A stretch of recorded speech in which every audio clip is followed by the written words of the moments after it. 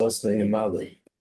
Nerano Rabbi Shulasecha, Rabbi Eloheinu Nidva, Yamali Adonai Kol Mishal Yasecha, Ato Yodaiti, Yeshia Adonai Mashiach, Ya'anehu Mishmei Kodsha, B'Gvuros Yesha Yamina, Eilu Barechev, V'eilu Basusim, Anachnu B'Shem Adonai Eloheinu Nazgir, Heima Korov V'Nafolu, V'Anachnu Kamnu B'Neseda, Adonai Yeshia HaMelech Ya'aneinu V'Yem Kareinu.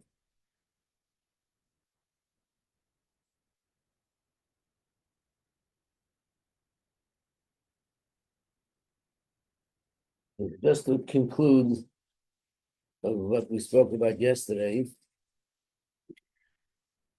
So again, the answer to the question of how is it possible that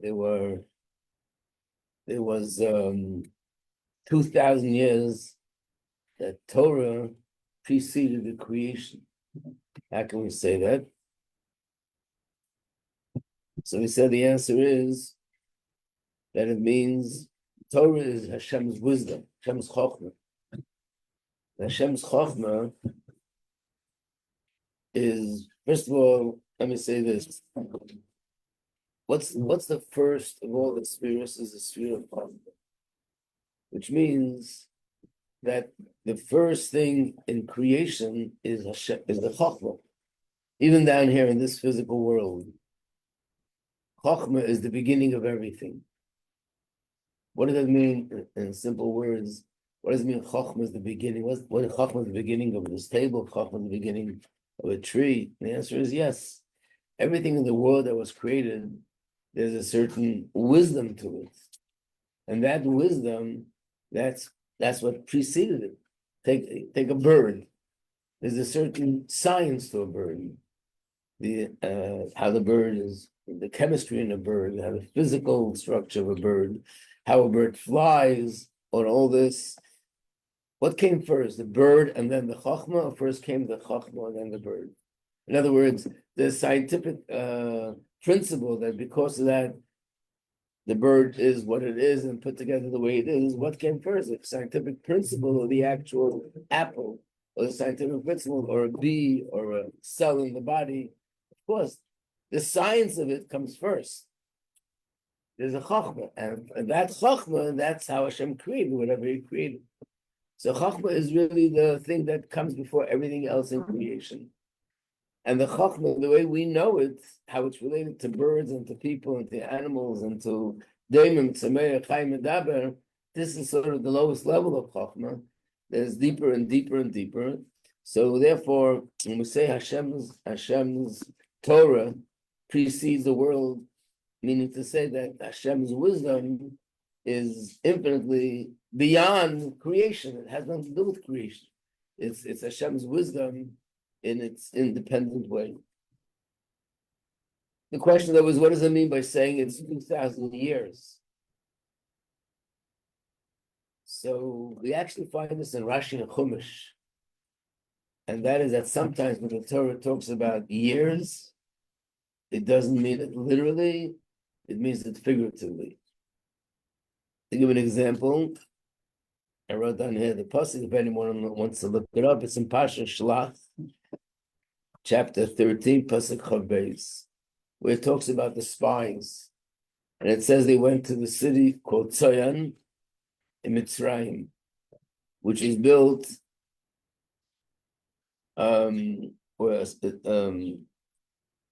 Hebron was built 7 years before this city. And then Rashi shows how there's evidence that no, it's not true. That city was built before.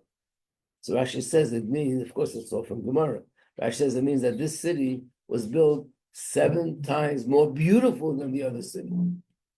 So in other words, when it says 7 years, generally speaking, of course, it's according to Pshat, it's chronological. But when you find a contradiction and you find a source, good morning. Thank you for the delivery. Yeah. I could use it. Or if I try remember we said only when there's a reason and there's a source. I can't just decide what it says in the Torah here is not literal, but it's a metaphor. It's figuratively speaking, Chas v'shalom, then you can change everything in the Torah. It's like people who believe in Darwin's theory. So they say when it says in the Torah 6 days, it doesn't mean 6 days. It means 6 million days or 6 billion days or whatever. Not days, years. Millions of years. Every day is like a million years or a billion years. So you can change anything you want, you know. When it says Hashem rested on the seventh day, it means literally the seventh day. There was a Sunday and a Monday and a Tuesday and a Wednesday. The only time where we take a word from Torah and we say it's not literal, but it's a figurative meaning, is only if there's a source from Torah itself, not because I don't feel that it's right, or science says that it's not right, or some great wise man says it's not right. It has to be from the Torah. So being that in the Torah says that Hashem doesn't have a physical body, so when it says in the Torah that my words reached Hashem's ears, we know it doesn't mean ears physically, it means figuratively. It's a metaphor. And Hashem doesn't have physical hands, so when it says that Hashem lifted his hand, it's a metaphor, but it's all based on Torah. So here too, based on Torah, we know that means 7 years better, more beautiful than the other city. So here too, when it says 2,000 years preceding the creation of the world, it means 2,000 levels. What are the levels? Why 2,000? We don't have to go into the details there. My Morim that explain that in depth. But it means that it precedes the creation. It's higher than creation. It's just Hashem's wisdom, independent of creation, just as pure wisdom, not connected to apples and oranges and Daimon Tzemei Chaim Medaber.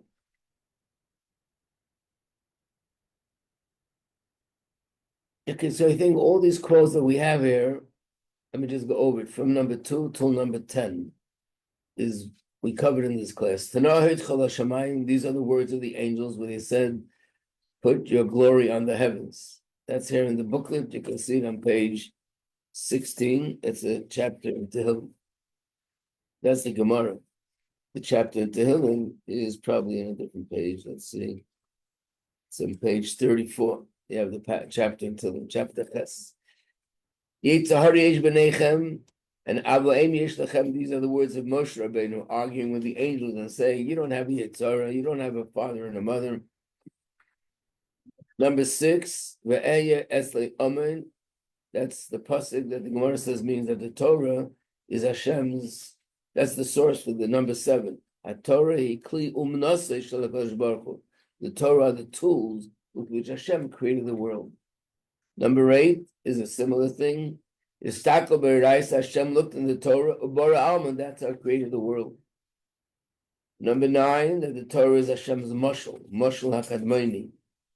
So Kadmoni, the Gemara says, means Hashem, because Kadmoni means the one who preceded. Who's the one who preceded everything that exists? It's Hashem. And the Torah is his mashal.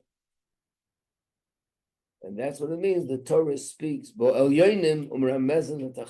means when the Torah speaks about Gashmic things, about people, about animals, about fields, about plants, about men, about women, about marriage, and it also alludes to things in the heavenly realm. That's what I would think. But the truth is the other way around. The pure wisdom of Torah is about heavenly things, things that are absolutely abstract, beyond our comprehension. In order for us to comprehend, Hashem took these principles of logic and brought them down into a language, into things that we can understand. Is this clear? So now we're left with number 1 and number 11. Number 11 was, we said, the Gemara says that Shammai says one thing, Basil says another thing, but they're both true. How can they both be true? And not only Shammai Basil, all the arguments in Gemara. This one says you're obligated to pay, this one says you're exempt from paying. The halacha is one way, but they're both true. How can that be? So I saw someone wrote that also a great Torah scholar, he writes, being that these arguments and these different opinions, they help you arrive to the final conclusion, it's part of the truth. But it means that, in other words, what they say is actually not true, but it helps us reach the truth. That means there are lines in the Gemara that are not true.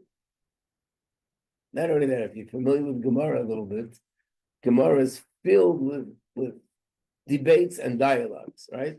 So the Gemara says, here the Mishnah says this and this. Does it mean this? So the other one says, no, it can't mean this because of this reason. Okay. Does it mean that? It can't mean that because of another reason. Does it mean the third thing? And this can go for 2 or 3 pages. That would mean that every attempt that the Gemara gives is not really true. That means the Gemara is filled with patches of pieces in Gemara that are not true. And this is supposed to be Hashem's Torah that's true. So therefore, the answer is no. Everything in Torah is true. Every question is true. Every answer is true. Every opinion is true. Every attempt to explain something, if it's in Gemara, that means it's true. And yet, the halacha could be one way, not the other way, but both are true. How does that make sense? Okay, that was the question for number 11. And number 1 was the question we brought up yesterday. What does it mean? Torah lo b'shamayim, the Torah is not in heaven. It's true Hashem gave the Torah to us down here, but what does it mean it's not in heaven? First of all, what are the neshamas doing in Gan Eden after they pass away? What are the neshamas doing? They're studying Torah. Yes, they're not studying Torah on the level that we studied it here. They're studying the nimshal, not the mashal. They see the real depth behind it. But it's still they're studying Torah. So what does it mean the Torah is not in heaven? And why can't the angels study Torah? So let's look at the source of this quote, and from this we'll get to number 11 as well. So let's turn to Gemara, which is here on page 21. Also one of those Gemaras that it's so difficult to understand, and you have to have a deeper insight into it, which is explained in Chassidus, to be able to make heads and tails out of it. So on page 21, on top of the page is a little arrow. We'll start from that arrow.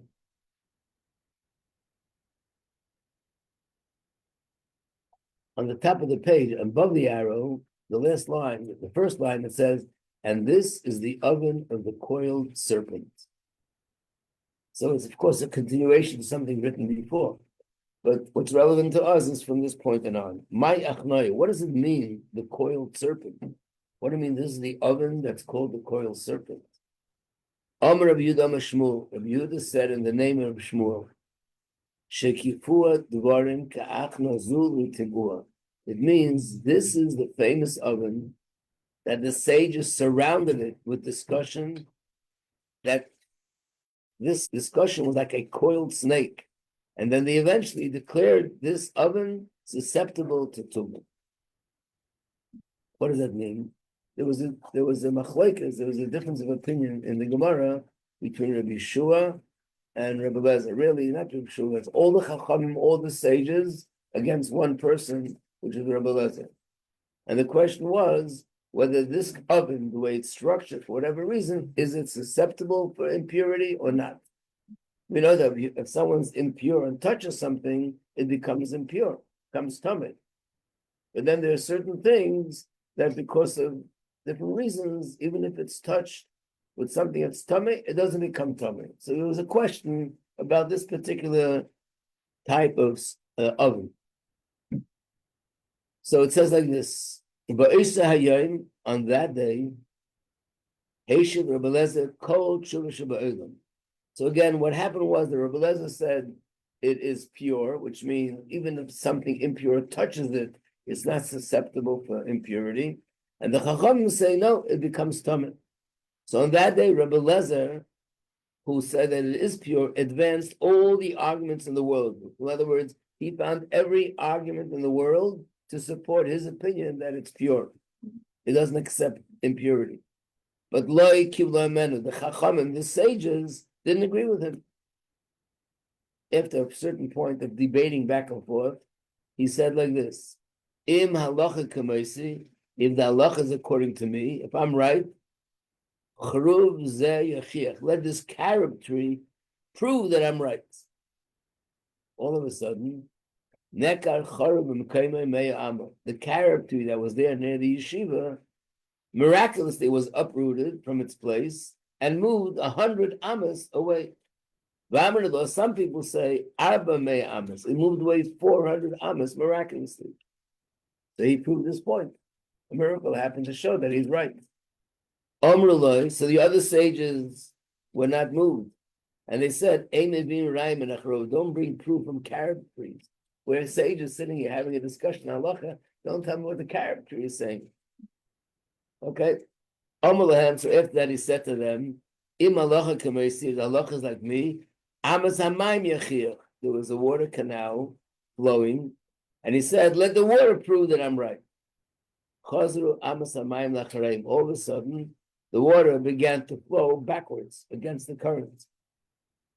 And again, proof, look what happened miraculously. Amalei said to him, don't bring proof from a water canal. Again, what is a water canal doing when we have a discussion? Then he tried a third thing. Because of Amalem, and again, when you learn this on a deeper level, there's a reason why here he chose a carob tree, here he chose a water canal, then he chose the walls of the yeshiva. There's meaning to all this book. That's not the part we're going into now. Let the walls of this yeshiva prove that I'm right. All of a sudden, the walls in the yeshiva began to lean, which means it was about to collapse. Rabbi Shua stood up and he screamed at the walls and he said, if Torah scholars are having a discussion with one another about halacha, what business do you have to get involved in? Stay out of this. So what happened was that so the walls didn't collapse because Rabbi Shua demanded that they don't collapse, but they also didn't straighten out because Rabbi Lezer demanded that they bend. So how were they? Half bent. And the Gemara says, when the Gemara was a later generation, these sages who were having this argument were Tanoim, so they lived in an earlier generation. The Gemara is Amoraim, that's a later generation. And the Gemara says, right now, if you go to that yeshiva, you'll see walls that are half bent, they don't fall down, and they're not standing straight. Finally, this was the grand finale. He said to them, Im halacha kamesi, the halacha like me, let heaven prove it, let heaven support my opinion. And then they heard a heavenly voice, Yotzer Basko, heavenly voice came out and said, Malacha Meitza Rebbe Lezer. Why do you argue with Rebbe Lezer? Halacha kamesi b'chol makim. In all places, halacha goes according to Rebbe Lezer. Amad Rabbi Shua, even though they were all the sages, Rabbi Shua was the spokesman. He was the one who represented everyone. He stood up on his feet and he said, Loi b'shamayim, the Torah is not in heaven. And therefore, we don't go by the heavenly voice either. So the Gemara asks, what does it mean? What does it mean it's not in heaven? Rabbi Yirmiyah said, the Torah was given at Har Sinai, and therefore we don't go by heavenly voices. Let's go a little bit further. We don't go by heavenly voices. When the Torah was given at Har Sinai, you write in the Torah that how do we arrive to a halachic conclusion? Achrei Rabim Lahatis. By the majority. The Sanhedrin sits together and they have a discussion and then they vote, and we go by the opinion of the majority of the sages. And therefore, according to the Torah that was given to Har Sinai, we go by majority. The majority of the sages are against Rebbe Lezer, so we don't go by the heavenly voice. Next, one more piece. Ashker Reb Nosson Eliyahu. Reb Nosson, again, who was an Amora, he said to Eliyahu Navi, I'm curious. My Ovid Kuchabricho by Hishaita. How did Hashem react when this happened? Imagine there's a heavenly voice, and Hashem says that my opinion is like Rebbe Lezer, and the sages get up and say, we're not going to listen to that. So the answer was, Hashem was smiling. Here they say, laughing. And Hashem said, Nitzchuni, Banai Nitzchuni. My children have prevailed over me. My children have prevailed over me. Apparently Hashem was very happy. What in the world is going on here? The whole thing is very shocking. Could you imagine you write a book and then two people are arguing what you meant when you wrote your book? And they say, let's speak to the author. Hello, what did you mean when you wrote this? I meant this and this. The person says, forget it. They wrote the book. They have no right to give an opinion now. Now we just go by what it says in the book. What do you mean? This is the author. They're telling you what they meant. Too late. We're telling Hashem that your heavenly voice, we can't go by that. We go by what it says in the book. We make votes. And that's the question. But this is the source of this quote, Torah lo b'shamayim, the Torah is not in heaven. So the answer to this is, we'll start with another thing which is very hard to understand, is that there's a Gemara that describes the passing of Rabbi Yehuda HaNasi. Rabbi Yehuda HaNasi was nostalgic, passed away. And before that, he was very sick. All the Yidden were doubting him. He was the Nasi, he was the head of Klal Yisrael. And the Chachamim, the sages, made an announcement when they saw that things were getting very serious, very, very critical. The announcement was, nobody should say, if God forbid anything happens, and when it happens, nobody should say that Rabbi Yehuda HaNasi died. Whoever does say that, they'll be stabbed with a knife. That was the announcement. And then it happened. He passed away. So they have to tell the people. It has to be a funeral. What do they do? So one of the sages went out to the crowd, didn't say that he died. He said the forces up there overpowered the forces down here. And everyone understood what it meant. There was sort of a tug of war. The angels up there were pulling him up there. We, with our prayers, were pulling him down here. And they sort of prevailed. They overpowered us. You look at them on the surface, it's also shocking. We're not talking about a Satan or anything that's impure. We're talking about angels, holy angels. Why would angels be fighting that he should leave this world and go up there? How does that make sense? They should have been joining us in prayer and doing everything that he should be alive and he should be healthy. We're talking about Rabbi Yehuda HaNasi, the tzaddik of the generation, the leader of the generation, the one who was the greatest sage of the oral Torah. He wrote the Mishnah. So they should have been fighting that he continued to live down here. Something similar is with the Baal Shem Tov. There's a famous letter from the Baal Shem Tov. You always hear about it, you hear the quotes, but you don't really see the whole story behind it.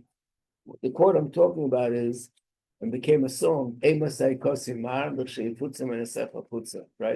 What is this about? The Baal Shem Tov said that on Rosh Hashanah, in the year Tov Kuf Zayin, which is 1746, the Hebrew was Tov Kuf Zayin. His neshama went up on Rosh Hashanah at night, went up L'mayla, and he went to the chamber of Mashiach, and he asked him, when will you be coming? And his answer was, when your wellspring will be spread out into the world, which means when the Chassidus will be spread in the world, that's when Mashiach will come.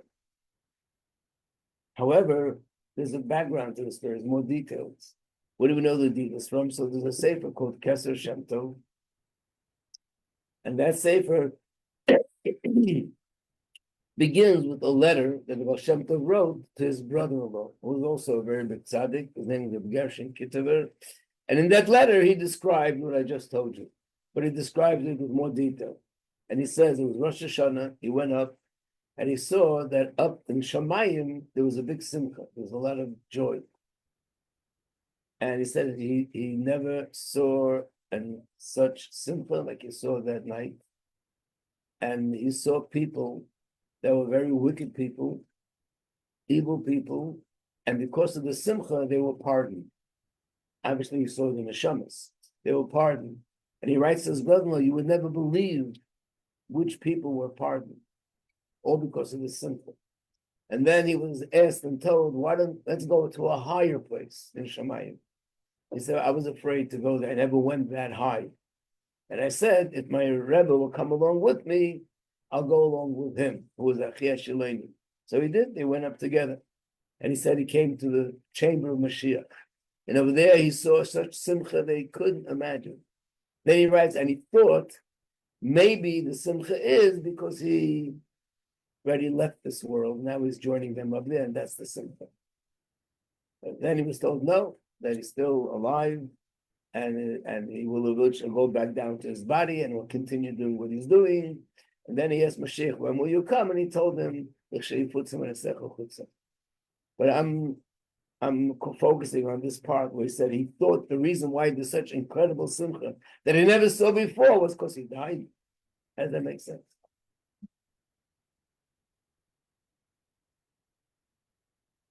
I guess if we ask the question, where is it better for the neshama? Down here or up there? What? Up there. What do you say? Up there. Anybody else have an opinion? Here.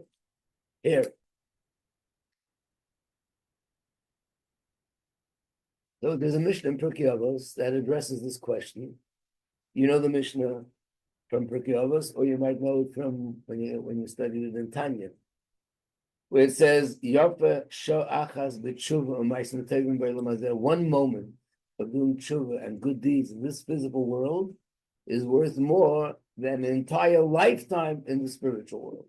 So clearly, being down here is greater than up there. In the same breath, the Mishnah says, "Yofa keres ruach."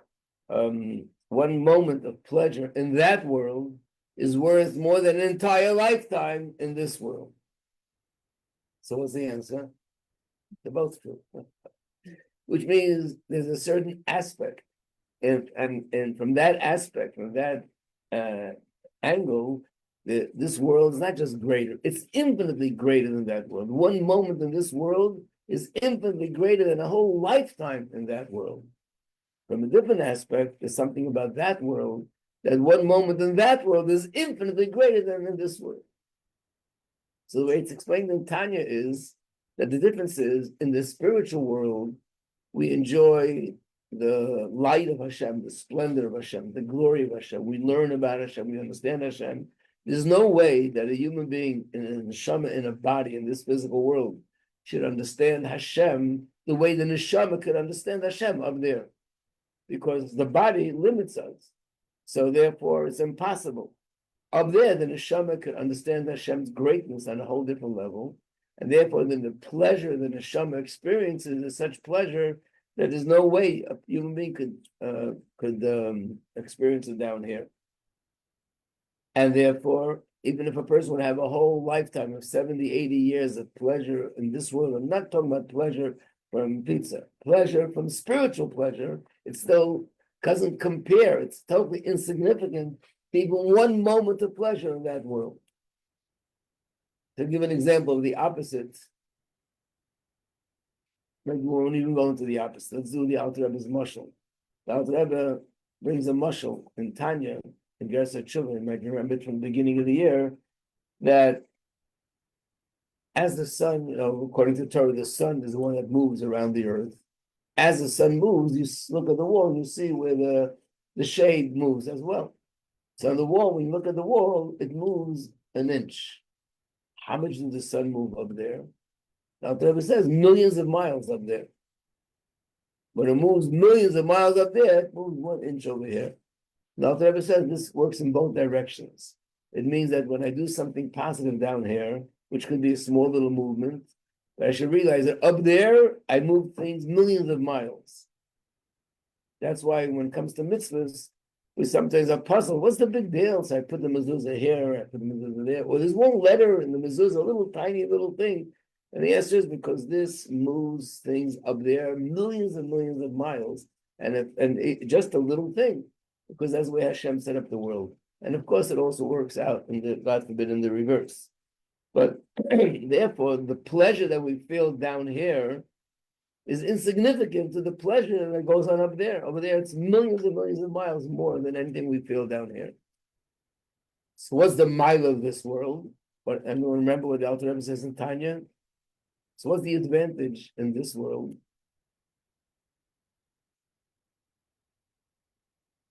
The Alter Rebbe says the advantage in this world is that when you do a mitzvah in the physical world, we're embracing the essence of Hashem. Up there we have the light of Hashem, the radiance of Hashem. And here we have the essence of Hashem. And the light and the radiance compared to the essence is also insignificant. So there's no other place where you can embrace and connect and bond with the essence of Hashem only in the physical world, and it's only through learning Torah, doing mitzvahs in the physical world. This is in chapter 4 and 5 in Tanya, the Alter Rebbe explained this. So at the end of the day, both are true. What's the difference? So if somebody's chas v'shalom sick, what are we supposed to be davening? That they're healthy and continue to live a long life, or chas v'shalom the opposite, so the neshama should have the advantage of all that. Of course, the first one. But the other one is also true, so what's the big deal? And the answer is, Hashem created the world in such a way that there's an advantage of the neshama up there, there's an advantage of the neshama down here, but our avodah, what we're supposed to be focusing on mainly, is the advantage of doing Torah mitzvahs down here.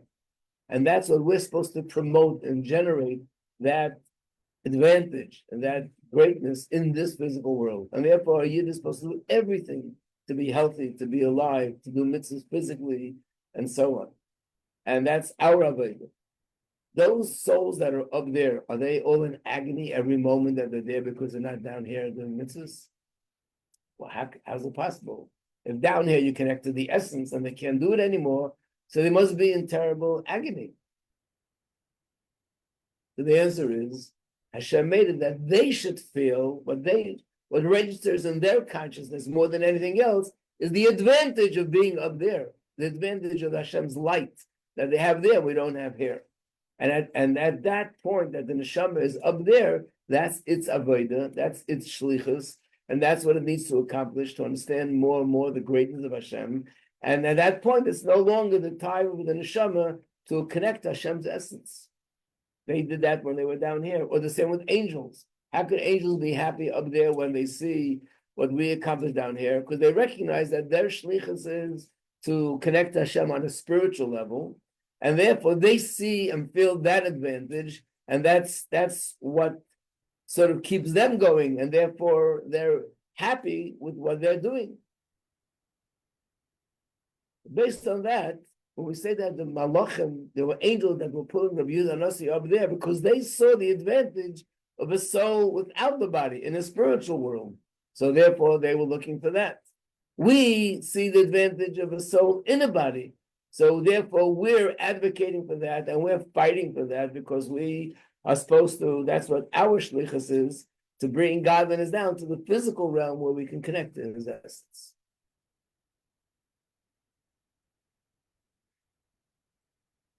Hello? Okay, so we come down to the question, so which of the two ways is true? So we come to the conclusion they're both true. There's truth that the neshama up there is higher, and there's truth that the neshama down here is higher. So obviously, if you find an opinion anywhere that someone says the neshama up there is higher, it means this person or this sage that says it is focusing on a certain angle, a certain aspect, and that maybe is his shlichus to bring out those things, and therefore, actually there's a Gemara where the Gemara has an argument which is probably the same principle. There's an argument between two opinions. What was created first, Shamayim or Eretz? One opinion says the heaven was created first. One opinion says the earth was created first. How does Chassidus reconcile both opinions? How can they both be true? So the answer is, what was actually created first was first heaven and then earth. First the spiritual realm came, then came the physical realm. But in terms of importance, in terms of purpose, the ultimate purpose was first the physical world. In order to create the physical world, Hashem first created the spiritual worlds. So the ultimate purpose of everything in creation, Atzilus, Bria, Yetzirah, Asiyah, is the physical world. But at the same time, there is a certain advantage in the spiritual over the physical. So just like we understand with this, the same we do with every question that comes up in Torah. If there are two opinions, they're both true, but they're just true from different perspectives. And I want to give you a few examples. Let me give you another example. Also, an interesting story in Gemara. You might be familiar with this part of the story, at least. And the story is about something happened with the person who was the leader of Jewry at the time. His name was Gamliel. The sages were upset about something that he did, and because of that, they temporarily removed him from his position. So they had to choose a new leader who was the head of the yeshiva. And that was the famous story that who did they choose? Rabbi Elazar ben Azariah. Rabbi Elazar ben Azariah was only 18 years old at the time. So he felt, he wasn't sure whether he should take the position. And he went to ask his wife, and his wife said, actually, yes, you're too young for this. This is a position of leadership of all the greatest sages. And that night, and that morning, when he woke up, the next morning, it said that he had 18 strands of white hair in his beard. And he took that as a sign from Shemayim that he should take the position. I think I explained to you once, when the Rebbe said, how can it be that Shemayim did something which is false? He's 18, and Shemayim made him look like 70, and now we can take the position. It's like, not true. It's almost like a deception. So the Rebbe answered, it doesn't mean that his beard just turned white. It meant he woke up with the wisdom of a 70-year-old. So basically, it was a real transformation. Once he took over the yeshiva, there was a big change. What was the big change? According to Rabbi Gamliel, he didn't allow everybody to come into yeshiva. There was a screening process. And if he felt that this student is not really sincere enough, he wouldn't allow them to come to yeshiva. I don't know how they screened, what did they do, but that's how they did it. That's what they do. Rabbi Elazar ben Azariah said, no, let's let everybody in. As soon as he took over, the Gemara says, there were 400 new benches added to the yeshiva. One opinion. Another opinion says 800 new benches. When Rabbi Gamliel saw that, it was felt very bad, very disheartened. That means he prevented so many hundreds of students from studying Torah. Look, as soon as the limitations were lifted, look how many people came to the yeshiva. So he had a dream, and they showed him a bottle full of ashes. That's what it says in Gemara. And that was an answer to his pain, that don't worry, all these students that came, there's no real content to them. They're just they're sort of empty. Then the Gemara says, really it wasn't the case, but they just showed it to him to calm him down. He shouldn't be so pained by what he saw. But again, these are two great sages. Rabbi Gamliel said not to let everybody in. Rabbi Elazar ben Azariah said yes to let everybody in. The people that came in were really more superficial. They weren't really as sincere or as deep. The way Mefarshim explain what is the difference of opinion? Difference of opinion, what's more important? Quality or quantity? Rabbi Gamliel said it's more important that the students in yeshiva should be true quality than there should be more students in numbers. Rabbi Elazar ben Azariah said it's more important there should be more students in numbers than the fact that the students that do come should be real quality students. Which is better? Same thing again. They're both true. There's a certain advantage in quality. There's a certain advantage in quantity. Apparently, Rabbi Gamliel, he saw the advantage in the quality, and Rabbi Elazar ben Azariah saw the advantage in the quantity. What's a better job to have? A job that makes a lot of money, or a job that you feel that you're accomplishing something meaningful? Both. But you can't get both jobs, mister. It's either this or that. So the answer is, there are certain people that would choose the one that's more meaningful and getting paid less. And there are people that would choose a job that's more money, even though it's there's nothing to it. Is there advantage in one over the other? Yes, more money is more money. You can't take that away. On the other hand, more meaningful is more meaningful. Can't take that away either. What's greater, tzaddik or Baal Tshuva? There's an advantage in the Aved of a tzaddik, a person never did an Aveir in his life, and there's an advantage in a person who did an Aveir and then does Tshuva. The Gemara says that in a place where Baal Tshuva stands, the greatest tzaddik can't stand in that place. But does that mean there's no advantage in a person that never did an Aveir? Of course not. There's got to be an advantage in that also. Even in Tanya, when you learn Tanya, what's greater, a tzaddik or a Beinoni? Both. She was in the boat this morning.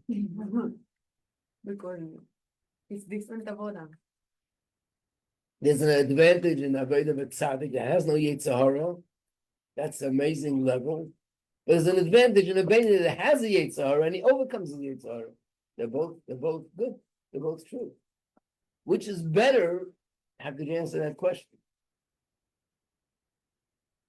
I mean, no one's asking the question whether I should sort of initially go do an Aveira so I can do tshuva. We all know that's not okay. But if a person is about tshuva and a person is a tzaddik, which is better? There's an advantage in one over the other, and there's an advantage on the other over this one. And here we're talking about angels and humans. Who's greater, angels or humans? Both. Humans have an advantage because they have a Yetzirah and they overcome it, like the Beinoni. Angels are greater because they're pure. Like we say in davening, kulam hovim, kulam giberim, kulam kedoshim. They're holy, they're pure, they're mighty. They have all the advantages. Humans don't have that because we have the Yetzirah. So there's an advantage in that, and there's an advantage in this.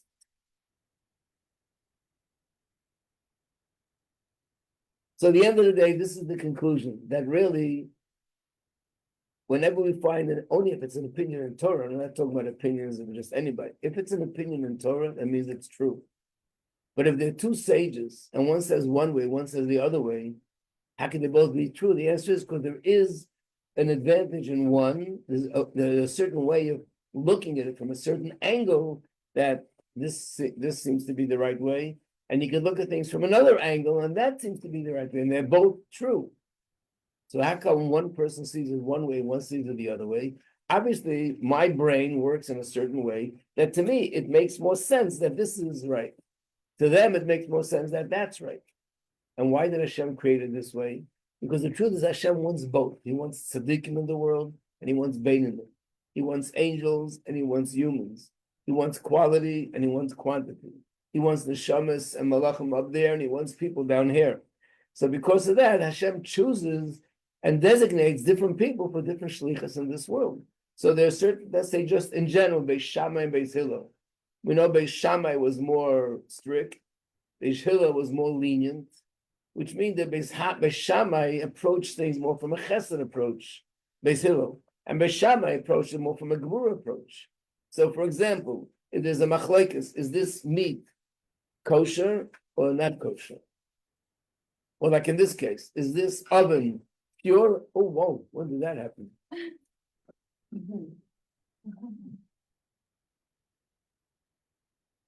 Okay, let me just finish off. If this oven is susceptible for impurity or not, Rabbi Eliezer is more lenient and the sages are more harsh. This would be no different than saying, listen, we have a child in the classroom that's making a lot of problems, very difficult. How should we deal with this child? Should we come down hard with real strict, harsh threats and punishments? Or should we do it with softness and with love and give them the rewards and give them a lot of attention? Which is a better approach? Both. I knew you were going to say both. The answer is that both are applicable, depends on the situation. What kind of child? What's the background? What happened before? Did you try this before or not? In English, they say it's better to get bees with honey than with vinegar. Okay, so that's true. But sometimes the Rebbe's approach with everything is love and chesed and open and welcome and take in and just as much as he can.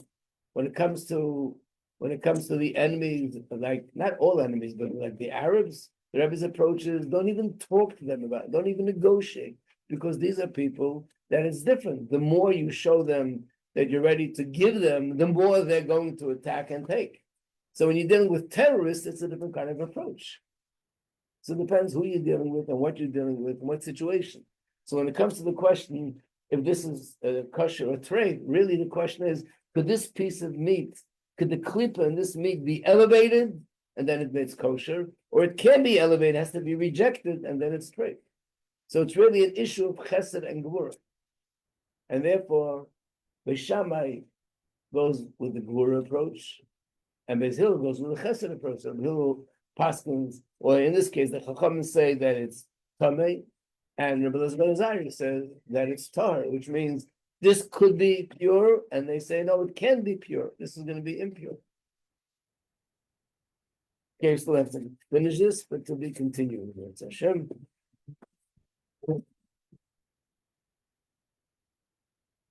הבנתי איך אפשר להשוות מישהו שהוא צדיק למישהו שהוא רגיל. וואו, ראיתי את זה.